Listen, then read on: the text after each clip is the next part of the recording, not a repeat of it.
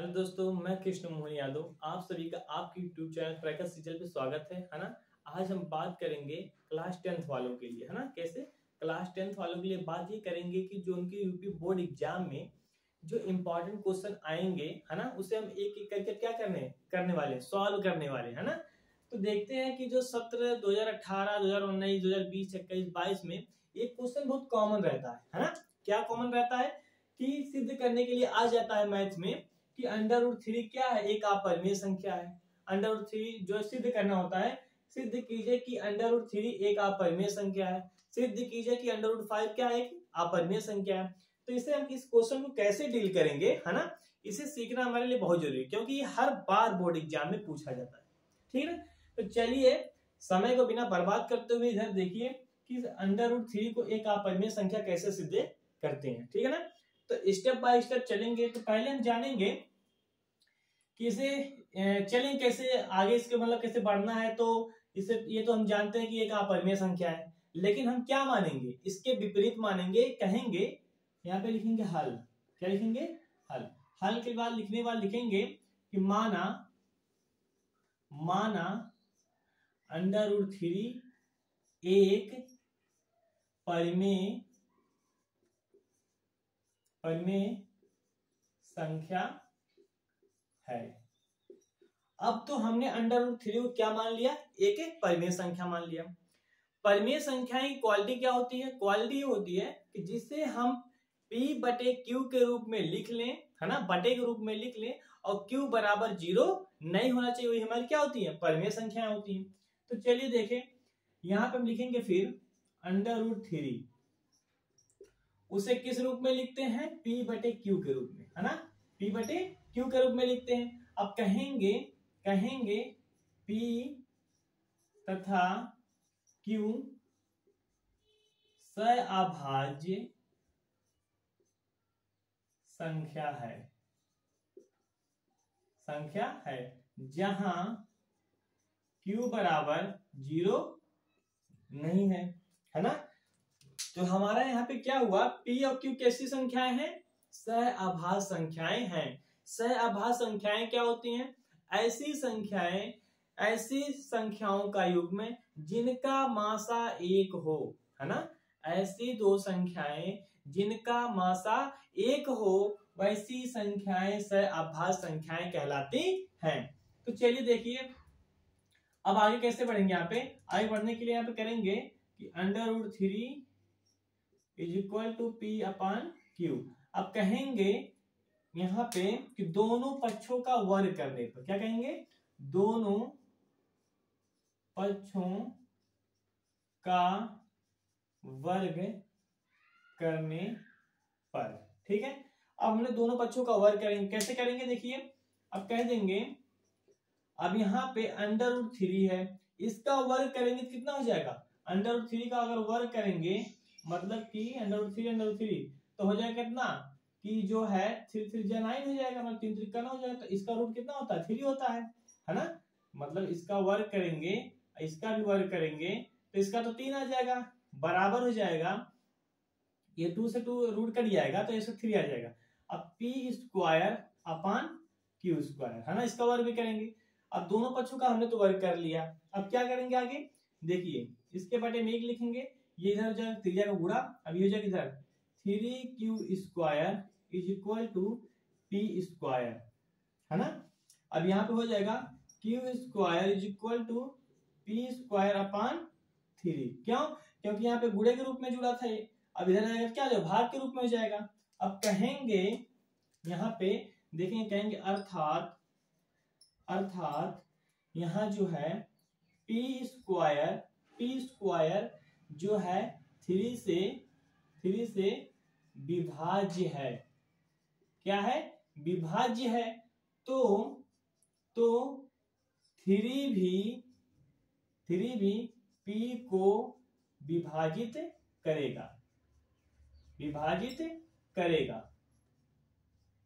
ठीक है, कहने का मतलब है यहां पे लिखेंगे कि जो P² 3 से क्या है, विभाज्य है। अब जो P² है 3 से क्या है, विभाज्य, तो P भी किससे विभाज्य होगा, 3 से ही विभाज्य होगा। कहने का मतलब है, मान लीजिए यहाँ पे मिल गया 3 का स्क्वायर, ठीक है, अपान 3। अब 3 का स्क्वायर जो होता है 9 होता है, अपान 3 हो जाएगा, तो 3 3 9 हो गया। मतलब कि ये जो है 3 3 में तो कट गया, ठीक है। वही कहने के बाद चाहे इसका स्क्वायर करने पे काटो तो 3 से विभाजित होगा, स्क्वायर ना करो तो फिर भी ये क्या करेगा, कट जाएगा, 3 करना 3 हो जाएगा। तो वही बात है कि जो यहाँ पे लिखा गया है कि पी स्क्वायर 3 से अगर विभाज्य है तो पी स्क्वायर अगर ना यहाँ पे रहेगा तो फिर भी वो क्या हो जाएगा, विभाजित हो जाएगा, ठीक है ना। अब इसको हम मान लेते हैं समीकरण 1। क्या मानेंगे, समीकरण 1। अब जो है, अब हमको क्या करना है, अब आगे करना है, कहेंगे अब लिखेंगे, अब माना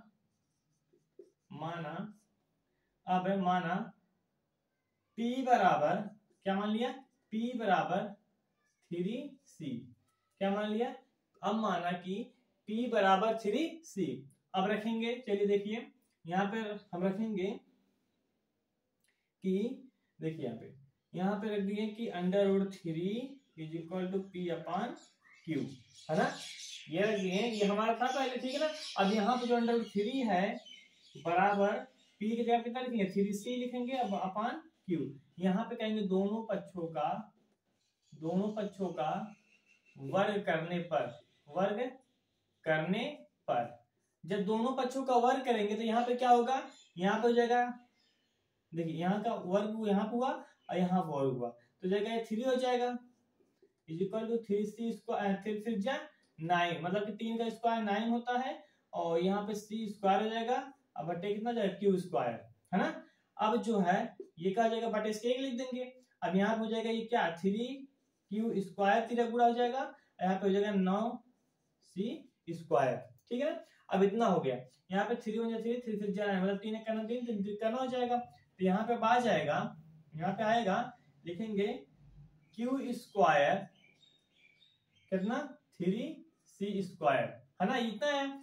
अब जो है ये गुणे के रूप में यहाँ पे जुड़ा है, यहाँ पे क्या जाएगा, भाग करो, तो Q स्क्वायर बटे में 3 और बराबर C स्क्वायर। अब यहाँ पे लिखेंगे, क्या लिखेंगे, अर्थात लिखेंगे कि Q स्क्वायर 3 से विभाज्य है, क्या है, विभाज्य है, तो Q भी तो 3 जो है Q को भी क्या करेगा, Q को भी विभाजित करेगा, क्या करेगा, Q को भी क्या करेगा, विभाजित करेगा, ठीक है। अब देखिए हमको यहाँ पे क्या लाना था कि P Q क्या थी, सहअभाज्य संख्याएं थी, उसका एचसीएफ कितना आना चाहिए था, 1 आना चाहिए, कितना आना चाहिए था, एचसीएफ कितना आना चाहिए था, 1। अब समीकरण हमारा क्या है, 2 है, और समीकरण हमारे यहाँ पे क्या था, 1 था। आप देख रहे हैं समीकरण 1 में कितना विभाजित कर रहा है, 3 से विभाजित हो रहा है, और यहाँ पे भी कितना हो रहा है, 3 से विभाजित हो रहा है ना। तो कहने का मतलब है हमारा जो है यहाँ पे P जो किससे विभाजित हो रहा है, 3 से हो रहा है, यहाँ पे Q किससे हो रहा है, 3 से हो रहा है। अर्थात कहेंगे समीकरण 1 व समीकरण 2 में एचसीएफ हमारा कितना आया, एचसीएफ हमारा 1 नहीं आया, एचसीएफ हमारा 1 नहीं आया, क्यों यहाँ पे देखिए, यहाँ पे एचसीएफ जो है P स्क्वायर जो किससे विभाजित हो रहा है, 3 से विभाजित हो रहा है, और यहाँ पे समीकरण 2 में जो Q स्क्वायर है किससे विभाजित हो रहा है, 3 से विभाजित हो रहा है। तो लेकिन हमको क्या चाहिए था, सहअभाज्य संख्याएं चाहिए थी, जिसका क्या मात्रा कितना होना चाहिए था, 1 होना चाहिए। तो वही हम कहेंगे समीकरण 1 समीकरण 2 में एचसीएफ हमारा 1 नहीं आया, इसलिए हमारी क्या, हमारी कल्पना क्या है, कल्पना गलत है। क्या कहेंगे, हमारी कल्पना गलत है। हम कहेंगे फिर लास्ट में इससे सिद्ध होता है, क्या कहेंगे, इससे सिद्ध होता है कि √3 एक अपरिमेय संख्या है ना। तो यही कहेंगे, यहाँ पे देखिए हमने क्या मान लिया, √3 क्या एक परिमेय संख्या है, उसे P बटे Q के रूप में लिख दिया, और P Q क्या है, सहअभाज्य संख्या जिनका मात्रा कितना होना चाहिए, 1 होना चाहिए। फिर इसके बाद उसको क्या किए, √3 को P बटे Q के रूप में क्या किए, बराबर किए, तो दोनों पक्षों के फिर क्या कर दिए, वर्ग कर दिए। वर्ग करने के बाद त्रिज्या का गुणा किए, फिर हमारा ये रिजल्ट आया। अब यहाँ पर जब ये आया तो पी स्क्वायर 3 से क्या है, विभाजित है, तो पी भी क्या होगा, 3 से विभाजित होगा। फिर वही समीकरण देखिए, अब मान लें कि पी बराबर 3c हो गया। अब जो √3 है इसे पी बटे क्यू के रूप में क्या किए, यहाँ पे लिखे। अब जो है फिर इसके बाद सेम प्रोसीजर वही किया कि दोनों पक्षों क्या कर दिए, वर्ग कर दिए। वर्ग करने के बाद हमारा रिजल्ट ये आया। अब दोनों पक्षों में जब वर्ग करने के बाद जब ये देखें कि जो हमारा समीकरण 1 है समीकरण 2 है उसमें हमारा एचसीएफ कितना आ रहा है, 3 आ रहा है, लेकिन हमको कितना चाहिए था, एचसीएफ 1 चाहिए था। तो वही हमारी कल्पना क्या होगी, अब गलत हो गई।